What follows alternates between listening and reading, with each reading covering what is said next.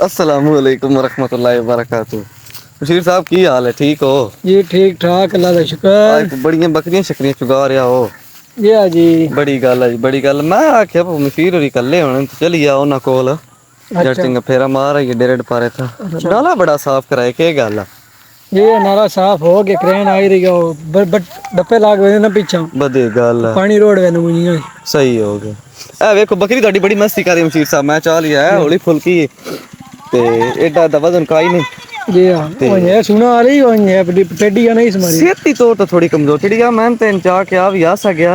अच्छा सही है। ते अगो वेखो ना कुर्दी पई है बेचारी, इन्हीं गल ना कुर्दी पई है खुश हो रही है ना। खैर सिंह कोई नहीं सा, इस मन सिंह मार को डा छड़ना जी मेरी बॉडी सेहत का है ना।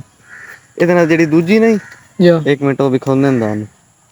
ਇਹ ਵੀ ਅਸਲ टेडी ਇਹ ਵੀ ਅਸਲ ਚ ਹੈ ਸਹੀ, ਲੇਕਿਨ ਜਿਹੜਾ ਇਹਦੇ ਅਸਲ ਜਿਹੜਾ ਲੇਲਾ ਹੁੰਦਾ ਨਾ ਉਹ ਨਹੀਂ ਕਰੀਏ ਤੂੰ ਚੀਜ਼ ਬੰਦ ਬੱਕਰੀ ਵੀ ਕੋਸ਼ਿਸ਼ ਕੀਤੀ ਤੇ ਕੁਝ ਚੀਜ਼ ਨਹੀਂ ਹੋ ਤੇਰੀ ਖੈਰ ਕੁਲਦੀ ਪਈ ਹੈ। थोड़ी जी ठीक है या ਫਿਰ ਜੀ ਅੱਜ ਕੱਲ ਜਿਹੜਾ ਨਾ ਗਾ ਇਹਦੇ ਬੈਗ ਤੱਕ ਵੱਡਿਆ ਕਰੋ, ਸਪਰੇ ਕੋ ਨਹੀਂ ਹੋਏ ਵਾ ਤੇ ਉਹ ਵੀ ਜਿਹੜੀ ਬੱਕਰੀ ਹੈ ਨਾ ਤੁਹਾਡੀ ਇਹ ਸ਼ੂਤ ਵੀ ਤੂਤ ਵੜਨੇ ਬੱਕਰੀ ਜਨਾਬ ਪਹਿਲੇ ਬੜਾ ना एंजॉय कर रही है खुले मन से। इधर दूसरी बकरी जेडी है ना वो सख्त है। सख होता है, क्योंकि मैं चाहता भी नंदूंगा का मुकाबला हुआ है भिड़ निकी दूजी नाले डंडियां मिलाओ ना पर ले भिड़दियां नहीं पिया, क्योंकि एक का वड्डी ते एक का निकी ते इस तो करके ना मुकाबला नहीं होना।